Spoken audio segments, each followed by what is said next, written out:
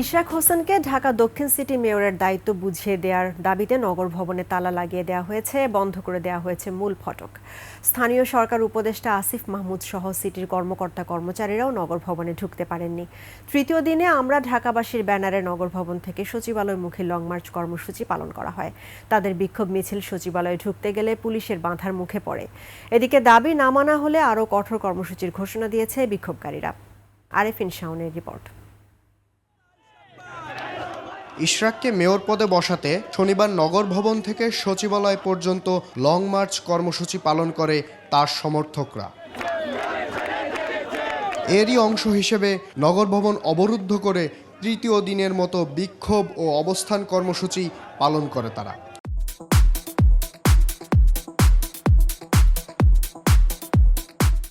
এই সময় প্রধান ফটক বন্ধ ছিল। নগর ভবনের বিভিন্ন কক্ষেও তালা দেওয়া হয়, ফলে ওই সময়ে নগর ভবনে কেউ ঢুকতে পারেননি। যতক্ষণ পর্যন্ত আমাদের ইশরাক হোসেনকে শপথ পাঠ না করাবে আমরা রাজপথে অবস্থান করব। যাব না, এখানেই থাকবো ইনশাআল্লাহ।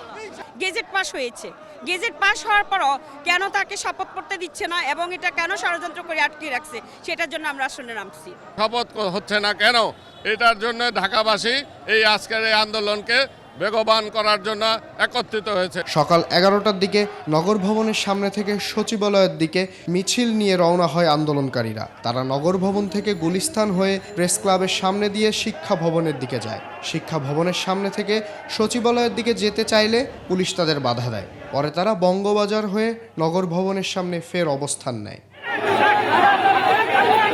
দাবি না মানলে আরো কঠোর কর্মসূচির হুঁশিয়ারি দেন ইশরাকের সমর্থকরা। যদি এই সরকার আমাদের আন্দোলনের ফসল যদি আমাদের দাবি না মানে আমরা কঠোর কর্মসূচি দিতে বাধ্য হব। এই শপথ অনুষ্ঠান যদি অতি দ্রুত না করা হয় তাহলে আমরা ঢাকাবাসী বৃহত্তর আন্দোলনে যেতে বাধ্য হব। নগর পিতা হিসাবে না বসাবে ওই পর্যন্ত আমরা রাজপথে ছিলাম, রাজপথে আছি এবং রাজপথে থাকবো। টানা 3 দিন বিক্ষোভ কর্মসূচি পালন করলেও সরকারের পক্ষ থেকে ইতিবাচক সাড়া মেলেনি।